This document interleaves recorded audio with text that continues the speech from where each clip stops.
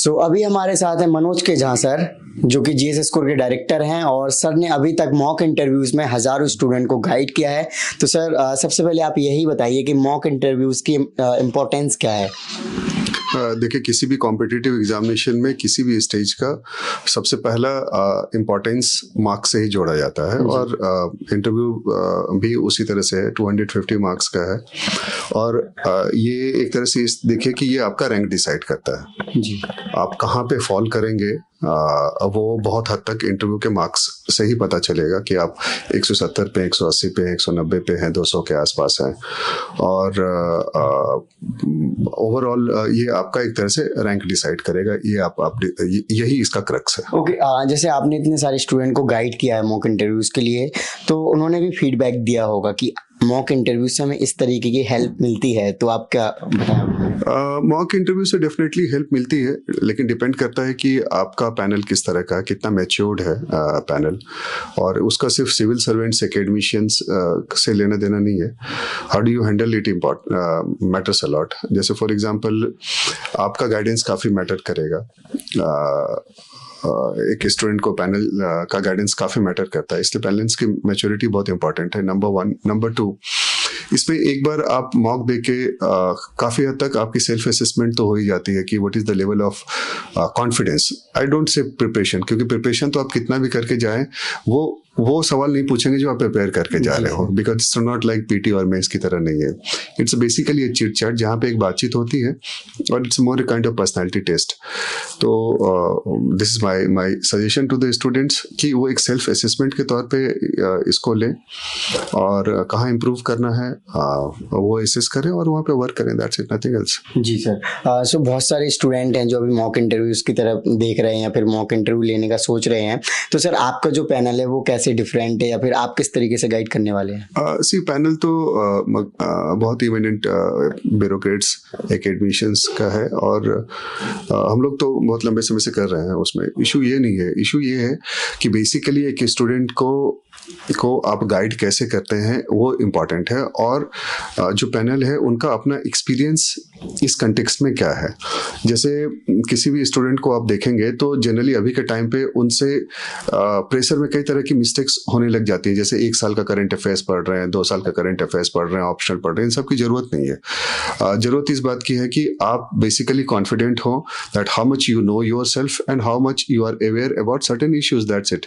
ये 2 इश्यूज हैं ऐसे, या 2 एरियाज हैं जिसके आसपास आपका 70-80% इंटरव्यू मूव करती है, और उसके बाद जो बातचीत होती है उससे फिर सवाल निकलते हैं और उसी पे बातचीत आगे बढ़ती है। ओके, सो जो डैफ होता है उसमें भी आप गाइड करते हैं कि डैफ के लिए कैसे प्रिपेयर करना है? डैफ ही सब कुछ है।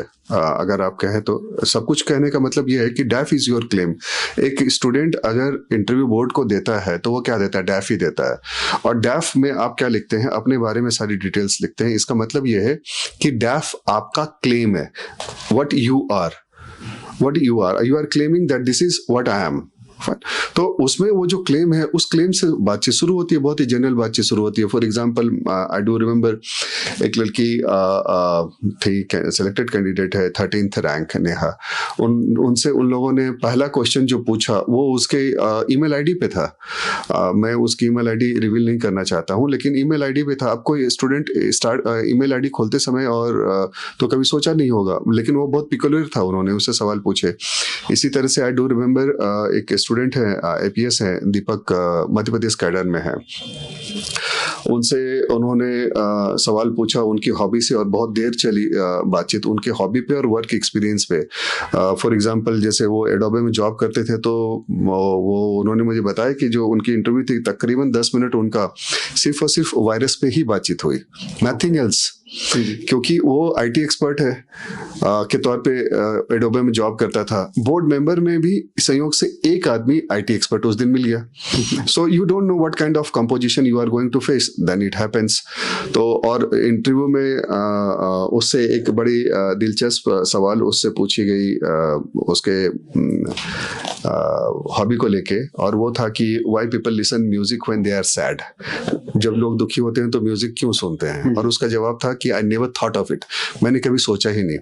उसने जितनी बार भी इंटरव्यू दिया, ज़्यादातर टाइम वो 4 बार उसका सिलेक्शन है, 200 से ज़्यादातर टाइम आया है उसके।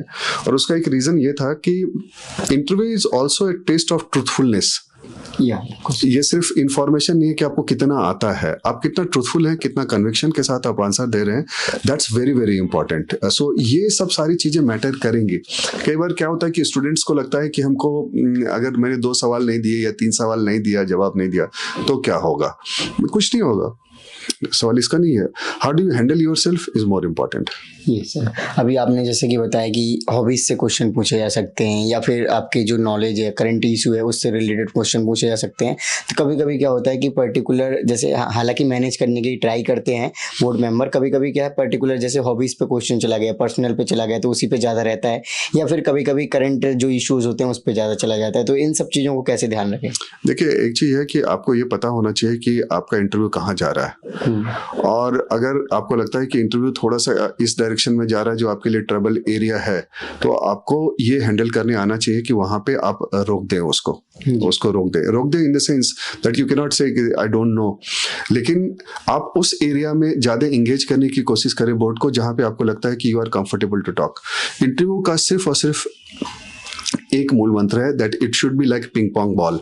वो चलता रहे, वो आपको दे रहे हैं, आप उनको दे रहे हैं, वो आपको दे रहे हैं या आप उनको दे रहे हैं। मतलब किसी भी हालत में कोई भी आंसर आपको 1 मिनट 1.5 मिनट से ज्यादा नहीं करनी। It should move, that's it. Interview सिर्फ मूव करना है। 2 ही एरिया है जहां पे सबसे क्रूशियल फोकस होती है।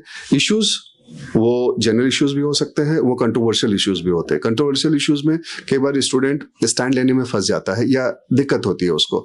दूसरा, आपका पर्सनल प्रोफाइल सबसे बड़ा रोल प्ले करता है, सबसे बड़ा रोल प्ले। और इश्यूज, नेशनल इंटरनेशनल इश्यूज में सिर्फ और सिर्फ एक चीज चेक होती है कि आपकी अवेयरनेस क्या है, आपकी डेप्थ क्या है, और आप किसी भी इवेंट को, इश्यूज को देखते कैसे हैं। In the sense clarity of your thought, perspective, यही की है। Right, okay.